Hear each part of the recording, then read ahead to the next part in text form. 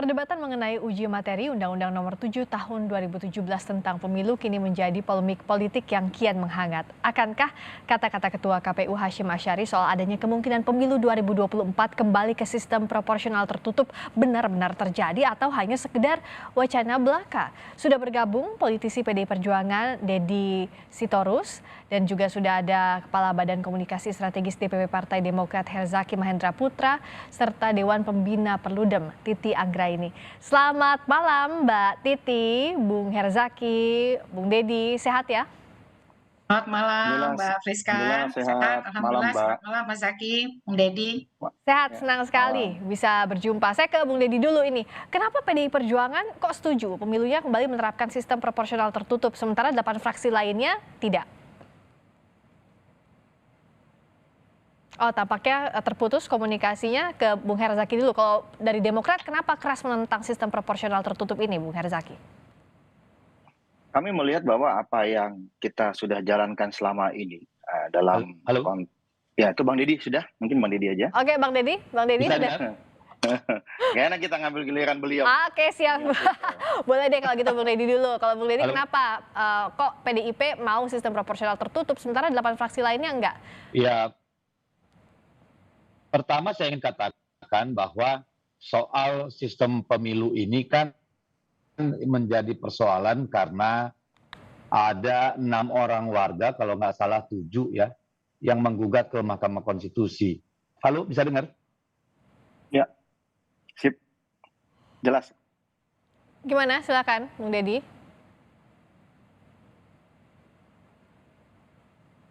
Tadi sudah terdengar kok. Oke, kalau gitu ke Bang Zaki dulu aja deh. Silakan Bung Herzaki. Nanti Bung Deddy setelahnya. Silakan. Kalau dari kami ya, jika kan ditanyakan Halo. bagaimana, ya ini Bang Deddy lagi nih, ini bagusnya. Bung Deddy, Gimana? kita perbaiki dulu komunikasinya kali ya, Bung Deddy ya. Kita make sure dulu aman komunikasinya. Saya ke Bung Herzaki dulu. Silakan dilanjutkan, Oke, Bung Herzaki. silakan.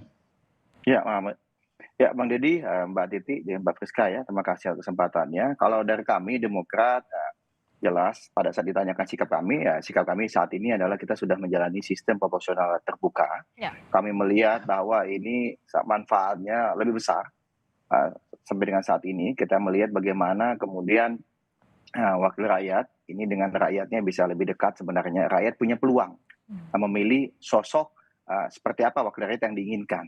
Jadi di sini kami lihat ada dua belah pihak ya dalam konteks bagaimana kepentingan partai. Partai tetap bisa mengatur dan tetap berdaulat karena bagaimanapun tidak ada caleg, tidak ada anggota dewan yang bisa maju atau terpilih sebagai anggota DPR RI, DPRD di kabupaten kota maupun di provinsi tanpa melalui partai.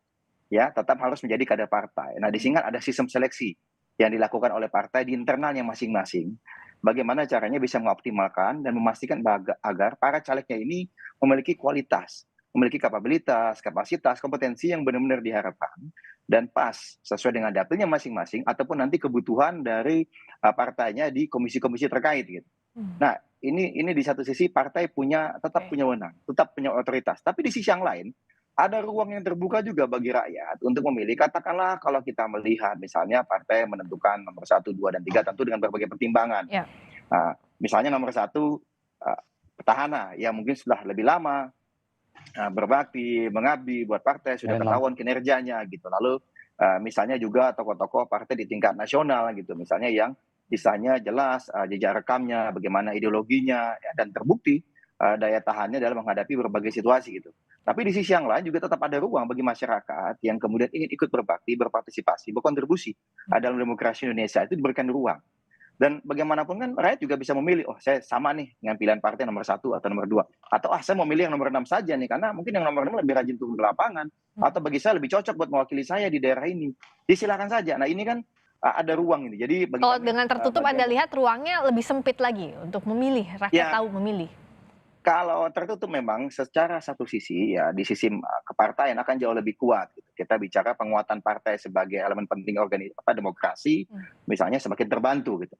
Tetapi bagi kami pertentangannya kan sebenarnya bukan terbuka tertutup saja, tetapi apa permasalahan saat ini yang kita hadapi terkait dengan sistem pemilu kita, lalu bagaimana solusi kita.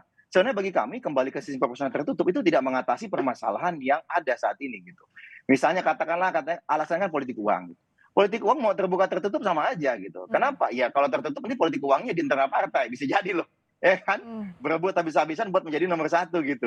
Ya kan? Kalau kami memang di kami jelas kompetensi, ideologi segala apa ada seleksi yang terbuka kalau di internal kami ya dengan berbagai panel. Jadi tidak keputusan satu dua belah pihak. Tapi banyak nih dan transparan. Nah ini kan bagian dari upaya menjaga kualitas demokrasi dan calon wakil rakyat yang akan kami usung. Nah ini menjadi, nah jadi tadi Mbak, kalau kami melihatnya kita di sisi yang lain ada partisipasi publik juga nih dengan terbuka. Kami malah melihatnya begini nih, kalau misalnya dirasa bahwa politik biaya mahal atau katakanlah politik yang dianggap bahwa tetap aja kok ini ada jarak juga dengan rakyat kok ini bisa kok ada juga yang nggak kerja bisa-bisan tapi last minute juga tetap bisa jadi. Ya ayo kalau gitu kenapa nggak kita lebih progresif lagi, mainkan saja sistem distrik misalnya. Ya kan seperti itu gitu kajian-kajiannya kan. Jadi kami tidak ingin agar kita keluar jalur dalam konteks begini, Pak. Ada dua hal ya. Pertama, masalahnya apa, tapi menyelesaikannya kok keliru nih gitu. Nah, ini yang kedua adalah, mohon maaf, kita ini kan sudah masuk dalam permainan. Kalau misalnya dalam main bola ini udah masuk 2 kali 45 menit. Jangan kemudian dalam 2 kali 45 menit ini tahu-tahu mendadak wasit diganti, hakim garis diganti. Oke, kita tanyakan ini ke Bung Deddy ya. Gitu. Oke, Bung Zaki. Kalau dari Bung Deddy, sistem proporsional tertutup tadi kalau kata Bung Zaki tidak menyelesaikan masalah begitu. Tanggapan Anda kenapa? Kalau PDIP kenapa condongnya ke tertutup? Pertama gini ya, kita harus dudukkan dulu bahwa persoalannya adalah ada warga yang menggugat ke Mahkamah Konstitusi. Jadi menurut saya itu harusnya menjadi diskusi yang bersifat hukum ketatanegaraan bukan bersifat politis. PDI Perjuangan siap dengan sistem apapun. Mau sistem terbuka, proporsional, mau proporsional tertutup, tidak ada masalah. Tetapi kita mau lihat begini, argumennya janganlah bicara soal argumen demokrasi atau yang lain. Karena kalau kita lihat data ya, scientifically gitu ya. Dari 189 negara di seluruh dunia, yang menggunakan sistem proporsional itu ada 76 negara. Dari 76 negara yang menggunakan sistem proporsional, yang menggunakan sistem proporsional terbuka, hanya 11 negara. 11 negara itu semuanya negara dengan penduduk yang kecil. 3-5 juta malah. Misalnya Siprus, Ceko, Denmark, Finlandia, Norwegia, Swedia, dan Swiss. Yang populasinya besar cuma Indonesia yang pakai proporsional terbuka gitu. Jadi kalau bicara soal demokrasi, rakyat, dan partai politik itu omong kosong. Jadi ini kan soal pilihan kita. Nah, undang-undang sudah mengatakan sistem yang kita pakai mulai pemilu adalah sistem proporsional terbuka. Ya sudah, kita ikuti. Tinggal kita tunggu bagaimana ke Mahkamah Konstitusi memutus. Tetapi patut kita catat, banyak yang sudah berbicara tentang kekurangan sistem proporsional terbuka. Yang ngomong pakar-pakar hukum, misalnya Jimli Asidiki. Silakan ditrace apa omongan Pak Jimli Asidiki. Apa omongan Pak Ramlan Surbakti. Mari kita baca nih, mari kita lihat apa yang dikatakan kenapa demokrasi berjalan mundur di zaman proporsional terbuka. Dia mengatakan ada 5 alasan. Pertama, gagal memperkuat partai sebagai institusi demokrasi. Itu jelas. Yang kedua, sistem ini gagal menyederhanakan partai politik. Ya, karena apa? Tidak usah kerja banyak, nanti dapat kursi terakhir. Ini kan partai-partai kecil yang senang. Itu kedua. Yang ketiga, keempat, itu menciptakan pemerintah tidak menciptakan pemerintahan efektif di daerah. Yang kelima, sistem ini gagal menghasilkan politisi yang kompeten. Bung Deddy, ditangkap sampai sana. Mantan aktivis kepemiluan Pak Ramlan Surbakti. Kami sudah tangkap tadi poin-poinnya itu. Tadi dari Bung Deddy sudah, dari Bung Herzaki sudah. Sekarang kan kalau misalnya kita menentukan memilih sesuatu, kita cari mana yang paling sedikit mudaratnya begitu. Kalau dari Mbak Titi, dari 2 sistem ini mana yang paling minusnya apa masing-masing dan mana yang paling banyak minusnya dan kenapa kita harus memilih itu untuk saat ini? Ya, pertama saya ingin sedikit mengkoreksi tadi diputarkan penyampaian dari Ketua KPU tentang siapa yang memulai sistem proporsional terbuka. Jadi sempat disebut bahwa MK yang memulai.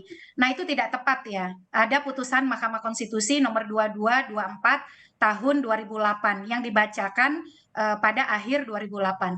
Sistem proporsional terbuka itu bukan di dalam putusan itu. Putusan itu hanya menegaskan metode keterpilihan caleg yang tadinya masih menggunakan kuota BPP atau jumlah suara tertentu menjadi sepenuhnya berdasarkan suara terbanyak. Tetapi proporsional terbuka tersebut diperkenalkan pertama kali oleh pembentuk undang-undang meskipun secara terbatas pada pemilu 2004. Jadi pilihannya itu oleh pembentuk undang-undang. Mahkamah hanya menegaskan soal mekanisme keterpilihan yang berbasis suara terbanyak. Itu pada tahun 2008 putusannya untuk pemilu 2009. Jadi bukan MK ya. Nah, terkait juga misalnya memperkenalkan verifikasi untuk semua dan lain sebagainya itu MK dan kemudian sebagian. Baik. Sebenarnya MK bicara soal konsistensi. Nah, itu yang ditegaskan.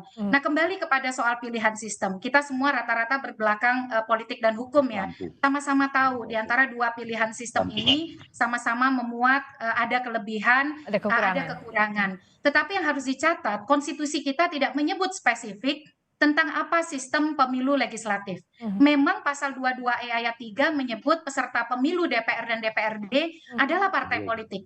Tetapi dalam sistem pemilu proporsional terbuka, yang mengusulkan caleg itu juga hanya boleh oleh partai politik. Jadi kendali partai politik juga tetap besar. Siapa yang berada pada nomor urut 1, 2, 3 di dalam proporsional terbuka juga ditentukan oleh partai politik. Jadi partai politik sebagai penentu. Nah, kembali mana yang paling banyak mudarat dan juga manfaatnya. Saya ingin kembali kepada asas prinsip Mbak Friska ya. Pertama, sistem itu harus diputuskan dalam proses yang demokratis, melibatkan para pemangku kepentingan secara terbuka, transparan, akuntabel, dengan partisipasi yang bermakna. Dia tidak boleh kemudian diambil alih oleh peradilan. Karena mengapa? Karena konstitusi kita tidak menyatakan sistem apa yang spesifik. Dia memberikan ruang itu kepada pembentuk undang-undang. Oleh karena itu pembentuk undang-undang harus memikirkan ketika memilih suatu sistem, dia harus mengatasi kelemahan-kelemahan yang ada dalam sistem itu. Yang kedua, nah tadi saya setuju dengan Pak Herzaki ya. Kita ini kompetisi menuju 2024 itu tinggal 11 bulan lagi. Dan desain pemilu kita sudah dikondisikan dalam sistem proporsional terbuka dengan tadi verifikasi partai dan lain sebagainya. Jadi bagaimana kemudian fokus kita ke depan sebaiknya adalah melaksanakan ketentuan undang-undang yang ada dan bagaimana kita memastikan kelemahan-kelemahan yang ada itu mampu diantisipasi oleh semua pihak. Oke, kalau Bung Herzaki tadi dari penjelasannya Bung Dedi apa yang harus dikoreksi? Kalau ya, Bung Herzaki, tadi Bung Dedi kan sudah kasih beberapa pertimbangan gitu. Kalau dari sisinya PDIP, kalau dari Demokrat apa sih sebenarnya yang harus dikoreksi? Atau sebenarnya ya terbuka saja untuk kita berdiskusi soal sistem proporsional tertutup maupun terbuka di masa ini? ya kalau dari kami melihat apa yang disampaikan Bang Dedi ya itu sebenarnya semua masuk akal, tetapi konteksnya tidak melulu dan tidak harus berarti mengubah sistem. Dari sistem proporsional terbuka lalu kemudian dikembalikan lagi kepada tertutup. Kan kita sudah mempelajari panjang ini. Terbuka ini kan tidak diambil dengan begitu saja, tapi tentu dengan berbagai pertimbangan. Nah, dalam prosesnya jika misalnya dalam prosedurnya masih ada permasalahan, ayo kita selesaikan bersama, kita diskusikan bersama, konsensus, bagaimana nih yang terbaik. Apakah benar kita kembali ke zaman dulu dengan proporsional tertutup, atau malah tadi saya bilang, ya mungkin kita seharusnya malah sistem distrik ini ke depannya gitu. Tapi lagi-lagi kami hanya menekankan dari Demokrat. Kita sudah masuk ke gelanggang permainan, sudah 2 kali 45 menit kalau main bola ini kemarin istilahnya. Tolonglah kita fokus saja sampai dengan 2024 ini dengan sistem yang sudah ada, aturan yang sudah ada. Ini kalau dari kami yang ingin kami sampaikan. Nah, kalau misalnya kita berdialektika di sini kan bagian dari upaya istilahnya kan bagaimana mengedukasi publik juga nih, Bang Dedi punya pandangan dari PDIP, kami punya pandangan dan Mbak Titi yang punya pandangan. Inilah yang sangat baik sebenarnya menuju pemilu 2024. Bagaimana kita bisa mengatasi kelemahan-kelemahan adalah menuju 2024 nanti gitu. Kalau Bang Dedi, ini suasana main bola tadi 2 kali 45 menit, tengah-tengah ibaratnya jangan sampai ganti wasit, sistemnya pakai yang udah ada aja begitu. Silakan Bung Dedi. Saya kira PDI Perjuangan tetap ya, kita masih tetap mengacu kepada undang-undang pemilu kita gitu ya. Tidak ada upaya-upaya dari PDI Perjuangan untuk merubah sistem gitu ya. Bahkan kita cukup kaget ketika Ketua KPU ngomong tentang itu dan kita baru tahu ada gugatan di MK gitu. Jadi bagi kami siap mau dia sistem terbuka proporsional dengan list terbuka atau list tertutup silakan. Karena kita harus akui juga banyak sekali kekurangan dari pemilu yang ada sekarang ya. Tidak hanya soal money politik yang begitu meluap-luap, banyaknya anggota DPR yang datang tanpa pengalaman politik atau modal yang memadai untuk berkiprah sebagai legislator. Itu semua tantangan yang kita hadapi sebagai bangsa yang harus kita lihat juga. Nah, yang paling penting semuanya saya kira sepanjang para penyelenggara pemilu dan pengawas pemilu melakukan tugas-tugas konstitusinya dengan baik, saya kira sistem apapun kita tidak ada masalah sepanjang itu menjamin keadilan bagi semua. Oke, catatannya baik dari masing-masing. Kalau dari Mbak Titi, jadi kalau yang dikhawatirkan adalah politik uang, lalu juga caleg yang maju itu bukan berdasarkan kapabilitas tapi popularitas semata. Ini apa sebenarnya solusinya? Apakah ke sistem tadi atau tidak? Ya, solusinya apapun pilihan sistemnya, hulunya ada di partai politik, yaitu demokrasi internal partai. Memastikan kaderisasi dan rekrutmen politiknya demokratis. Yang kedua adalah penegakan hukum. Makanya kami dari dulu selalu berupaya mendorong jangan berikan celah kepada penyimpangan atau manipulasi atau ruang abu-abu terkait dengan pengawasan, penegakan hukum, dan termasuk akuntabilitas dana kampanye. Karena disitulah sebenarnya ruang terjadinya politik ilegal jual beli suara menjadi sulit untuk ditegakkan. Proporsional tertutup bukan berarti tidak ada jual beli, karena yang kita memindahkan saja lokus delikti dan tempus deliktinya. Lokusnya berpindah kepada internal.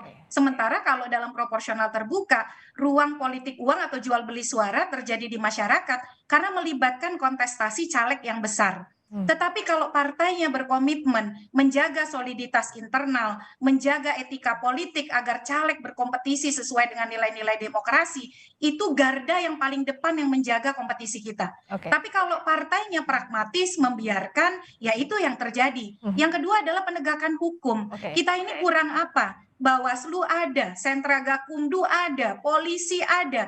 Apa sih instrumen yang tidak ada?